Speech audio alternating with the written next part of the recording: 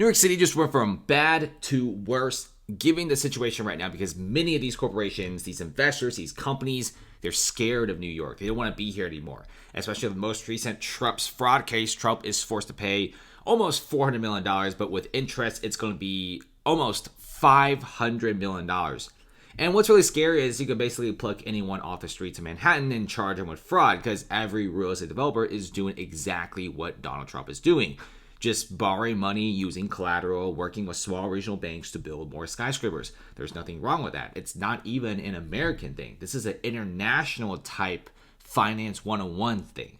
So why is Trump being persecuted? No one really knows. But if you look at this, Trump's properties could be seized if $454 million of the civil fraud debt is not paid. Now, this is being warned by the New York attorney. And the Attorney General told ABC News on Tuesday that she will start taking some of Trump's buildings. Trump has several buildings. One of the most iconic ones is the one on Park Avenue in New York City. The other one is the iconic Trump Tower. Now, what everyone's saying in New York is like, oh, Trump lied for years about his wealth and the way he built his real estate empire in New York City. Guys, a lot of the buildings in New York are built and designed by Trump himself. Like, the dude single-handedly introduced different architecture types to New York and different buildings. You could search that up. And Trump has been working with New York for decades, and for some reason now he's forced to pay this crazy fine. Now, what did he do wrong exactly? Nothing much. He just borrowed $200 million by using a $400 million building. He worked with a bank, which the bank was willing to work with Trump. So there you go. End of the story. What's wrong with that? I don't know. But he's apparently charged with fraud, which is making a lot of people kind of mad.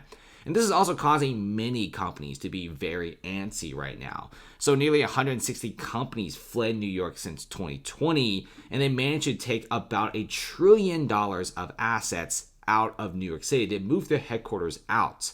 And a lot of the data shows that many companies are moving to very non-traditional places like Florida, Texas, and Nevada. Many of these places are traditionally gambling and hospitality, and beaches are now financial cities. New York is finding itself competing with its own domestic cities.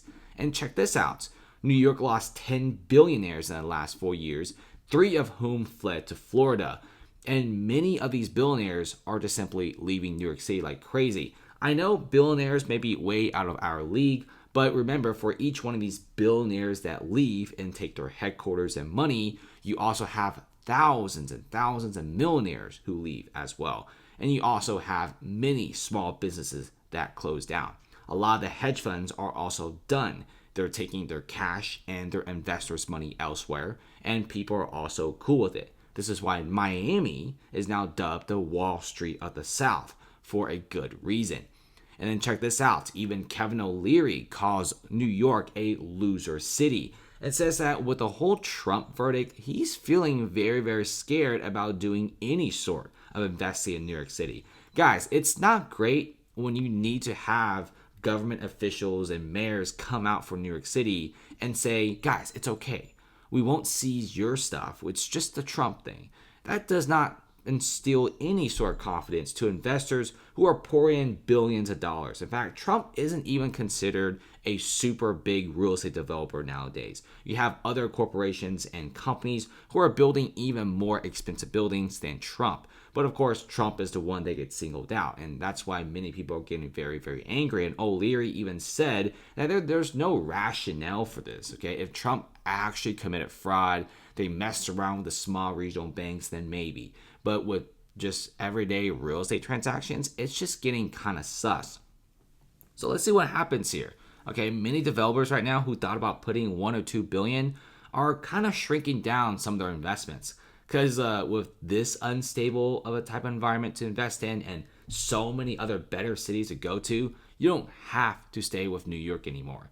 Not to mention, New York City is going broke anyway. You also have New York's crime rate sky high, homeless population sky high, drugs sky high, everything including crime and shoplifting. It is impossible to do any business here. Not to mention, the city is running dry of cash because they're spending $10 billion a year on the migrant crisis alone. So it's not really looking so good. The trucking industry is also growing. You even have the governor of New York they're like, hold on a second. We need a break. We can't take in any more migrants. And even the man who started it all says the trucking boycott is still going on. Guys, this whole trucking industry, it's still very strong.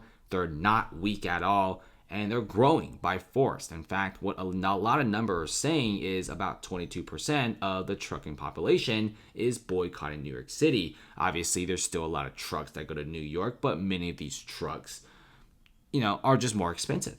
There's guys going to New York. It's fine. You could go to New York, but of course, you're getting paid more as well. So a fifth of the truckers are refusing to go to New York City, and you also have this whole sanctuary city going on. I mean, the governor is like, yeah, New York City is a sanctuary status. It's great, but now is saying that they're overwhelmed and demanding they need a break. Guys, the city is on the brink of collapse.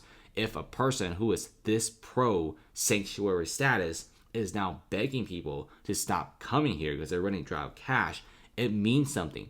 Now, New York would have been fine. They would have easily recouped billions of dollars on the migrant crisis, but you also have to remember one thing, which is the corporations and the companies.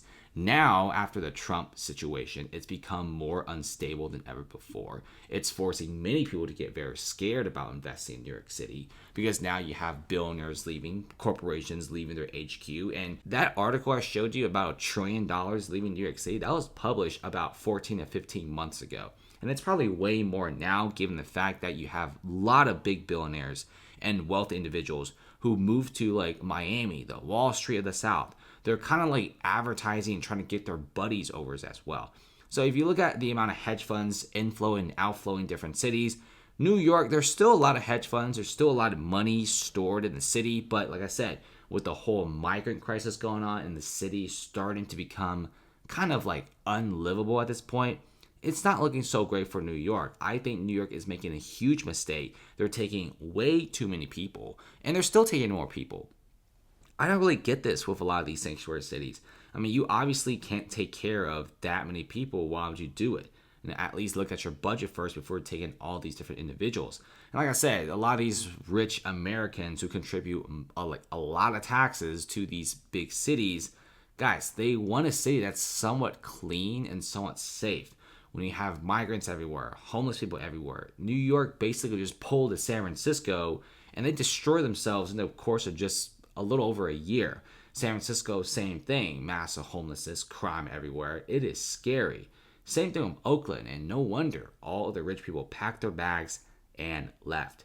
New York City, let's see what happens. It's not looking so good with the migrant crisis, companies leaving, trucker boycott, and the whole Trump fraud trial, which is making many wealthy real estate investors very nervous. It is not looking good for New York. But let's see what happens. Hopefully New York recovers. And comment below, guys, how do you guys think New York can recover from this crazy fiasco?